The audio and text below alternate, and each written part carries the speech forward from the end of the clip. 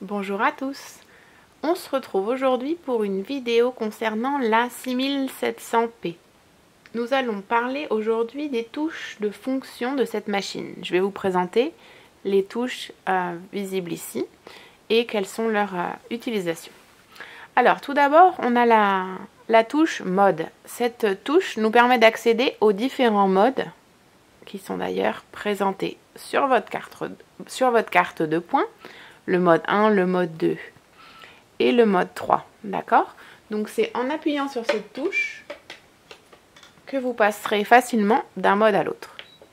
Voilà, là je suis au mode 2 et là au mode 3. C'est tout ce qui concerne les alphabets.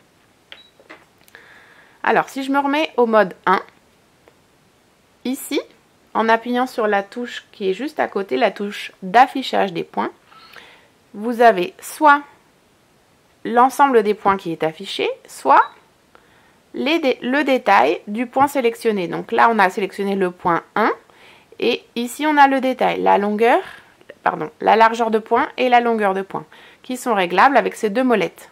Ici, la largeur de point. Alors, pour un point droit, ça nous permet de positionner l'aiguille plus à droite ou plus à gauche, sachant que le centre, c'est 4,5 puisque la machine fait 9 mm de largeur. Et la longueur de point, c'est la molette de droite, et là vous pouvez monter jusqu'à 5 mm. D'accord? Plus votre point est long, moins la couture sera solide. Plus le point est court, plus la couture sera solide, mais plus difficile ce sera de la découdre si jamais vous avez besoin de la défaire. Donc ça, c'est le touche d'affichage de points. Si on passe au mode 2 par exemple, et donc au mode 2, on a aussi un point 1. Si on appuie sur l'affichage de points, ici, on a tous les points du mode 2. Donc ici, du point 1 au point 10. Si on avance avec notre molette de droite, ça nous permet aussi de faire avancer les différents points. Alors, je vais m'approcher. Hop. Voilà, ça sera peut-être mieux. Ok. Donc là, je suis ici et avec ma molette de droite, je peux faire avancer mon curseur et ainsi faire défiler les points. Donc là, on est à la page 2 sur 20. Vous avez donc 20 pages de points. Ici, les boutonnières, les œillets, les points d'appliquer, d'autres points d'appliquer. Et après, on commence avec les points décoratifs, etc., etc., etc.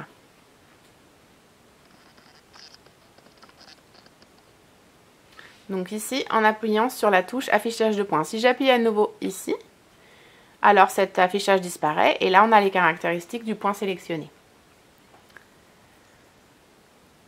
La touche suivante que vous avez à droite, c'est la touche aiguille double. Donc on utilisera si on veut coudre avec deux aiguilles. Dans le cas du point droit par exemple, c'est possible de faire une couture à la double aiguille. Donc là, vous avez la petite icône double aiguille qui s'affiche. Et pour l'enlever, on appuie dessus.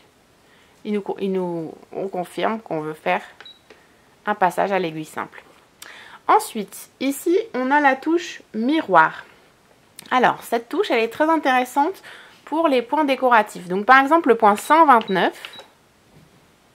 voilà, c'est un point triangle comme ça. Donc, si je dis touche miroir,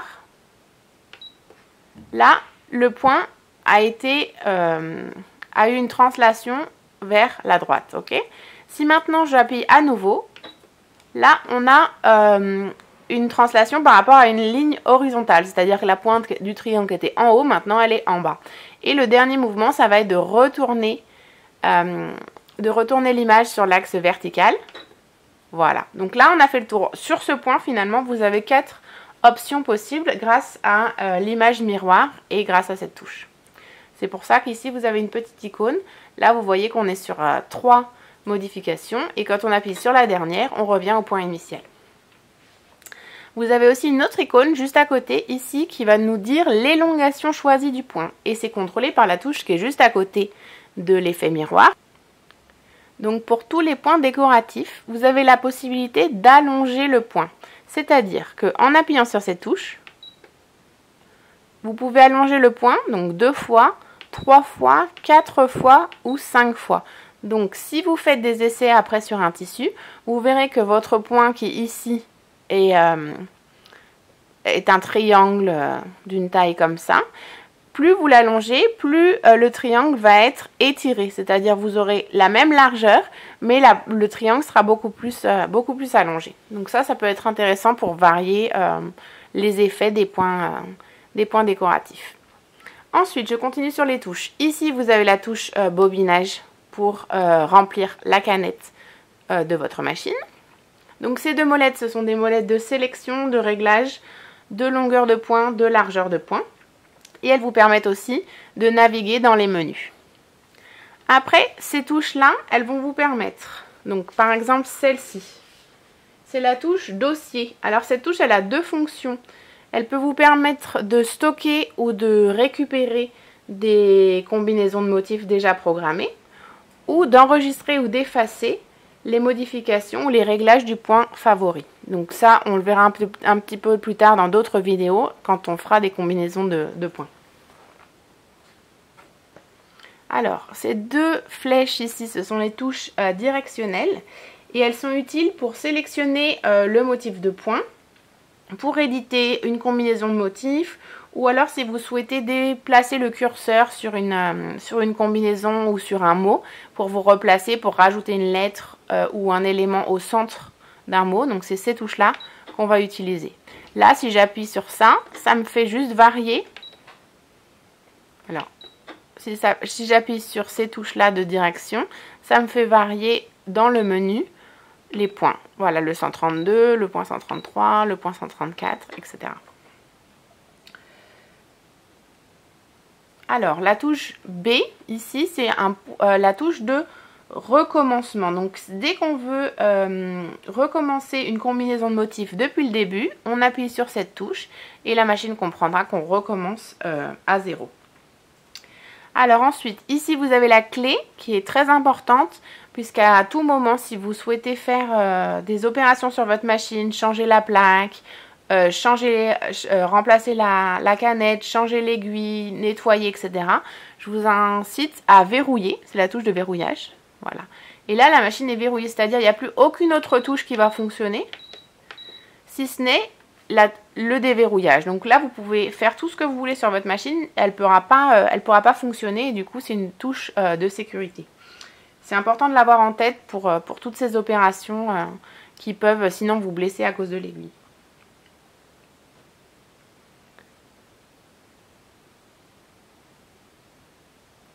Voilà, et enfin sur ce tableau, on a cette touche-là avec la clé à molette où c'est écrit 7.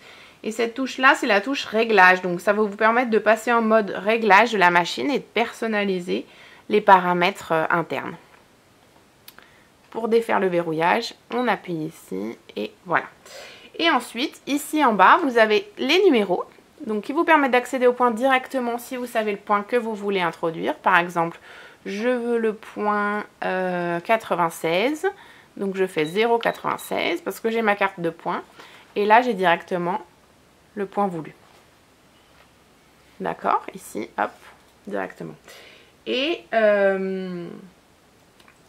ici, vous avez la touche C, donc c'est la touche d'effacement.